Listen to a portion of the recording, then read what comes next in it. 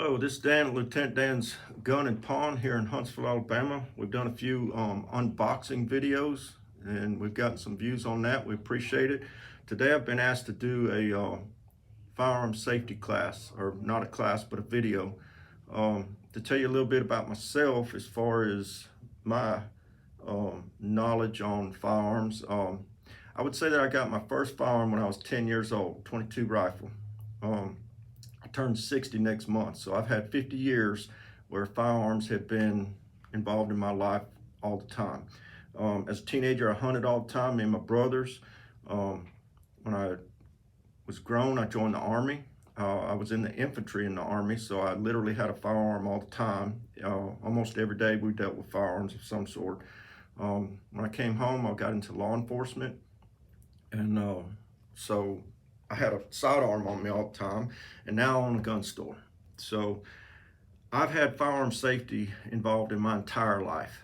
Now, I used to teach an NRA class where we did firearm safety and we went to the range. Those classes took 4 to 5 hours depending on the students, their questions and so on. Gonna try to make this a short video where we just cover, if you're thinking about purchasing a firearm for maybe self-protection, you're not familiar with firearms, you're not familiar with the safety and so on.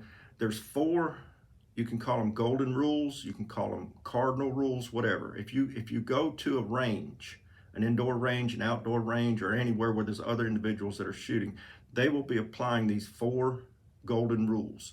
I would venture to say that these rules are universal, not just nationwide, but universal, worldwide.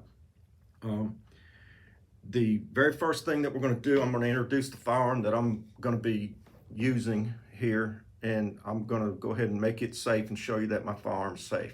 So the first thing I'm going to do is I'm going to drop my magazine. I'm going to lock the slide to the rear. I'm going to look and physically feel, make sure that there's no, this firearm here is not loaded.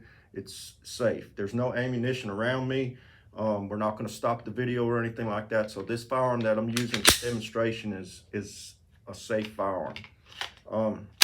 So the 4 golden rules, or 4 cardinal rules, however you want to look at it, is simply this.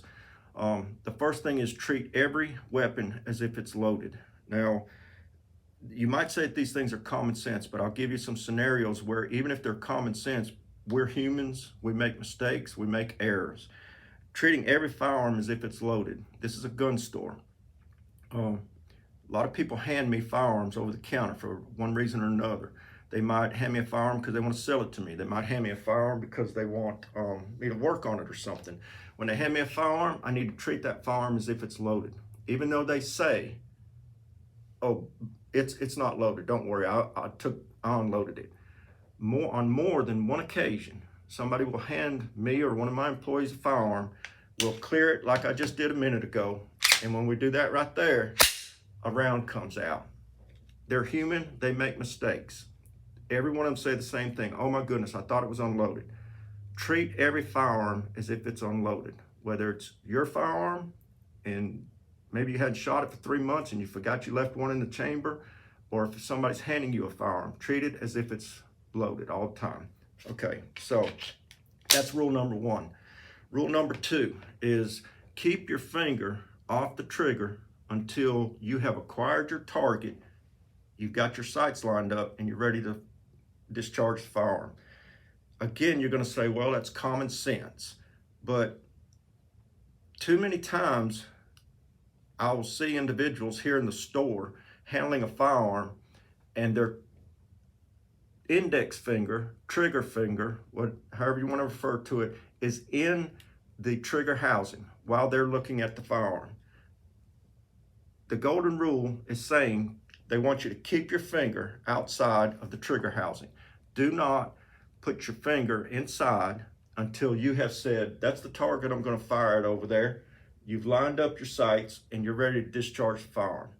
If you'll go by that, it would be really hard for you to have an accidental discharge. As I said a minute ago, we're all human. We make mistakes. We have errors. But if I take this firearm and I set it right there, and you've probably heard this before, I'm not claiming to have been the one to make this up, but if I set that firearm right there, it needs human interaction for it to go off. It will sit there for 100 years. It'll never shoot a bullet. I have to physically have interaction with this firearm. So keep your finger outside. You'll see a lot of individuals carrying their firearm like this right here. And the reason is they're following that second rule. They're trying to keep their finger outside the trigger housing until they're ready. They say, that's my target. I'm lined up on it. Now I'm going to put my finger in the trigger housing. Okay. Rule number 2 is don't ever point the firearm at anything that you're not willing to destroy. Now, they use the word destroy. I'm going to just be real blunt, say, don't point your firearm at anything that you're not willing to kill. And again, you're going to say, well, Dan, that's common sense. But it's not common sense because I see too many people. It's not intentional. It's unintentionally. They're unintentionally pointing their firearm at everybody. Here in the store, they'll come in and they'll say, I want to sell you this firearm. How much will you give me for it? And I tell them how much or something, and they take the firearm and they're going like this right here. And there's customers in the store and there's employees behind the counter. Now, what they're doing is a range officer would call it sweeping. I'm gonna give you an example here. Here's a laser. The laser, we're gonna pretend that the laser is the bullet, that where the bullet would land, okay? So the trajectory of that bullet is right there. If I'm looking at my firearm and I'm in the store here, and this is an individual right here, and this is an individual right here, when I'm looking at the firearm and I'm doing this here, only for an instant, it's on those individuals. But that's all it takes. They call it sweeping. They'll say when you took your firearm out of your holster, you swept your arm. So if I have my arm out like this and I remove my firearm right there, if you can see it, I've just swept my own arm.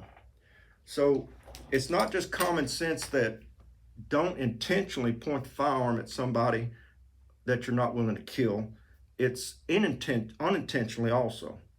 So keep it in mind, keep it at the front of your brain, make that very, very important conscious effort to don't point the firearm at anything that you're not willing to destroy.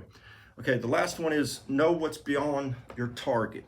So if you go to an indoor range or you go to a professional outdoor range, they're gonna have already worked up the logistics for you professionally and say, okay, this is an indoor range, and when you shoot that paper target, the bullet goes through it, we have material on the walls that's going to stop that round, and they've worked out the logistics. When you go to an outdoor professional range, they're going to have worked out the logistics also. When you shoot into a paper target, they're going to have most likely, they're going to have a dirt berm behind the target. And dirt is the number one thing, perfect Mother Nature's way of stopping a round.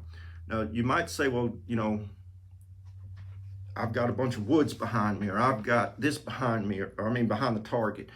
Keep in mind, just for example, I don't want to argue the point of trajectories and how far and the wind blowing this way and gravity pulling the round down. In certain conditions, a .22 long rifle can travel 1 1/4 mile. So if I'm at my house and I'm shooting fairly level ground and somebody lives 3/4 of a mile away from me, I can't even hardly see their house, that bullet can travel all the way to their house. So know what's beyond your target is what they're saying. A good scenario here, I live in Huntsville, Alabama. There's not very many places that's flat here. There's natural berms everywhere. In my backyard, it's sloped down, there's a creek, and then the bank. So if I was to put a target down there, what's beyond my target is a dirt berm of the other side of the creek. So that's an example of what they're talking about. So those are the 4 cardinal rules, or the 4 golden rules for gun safety.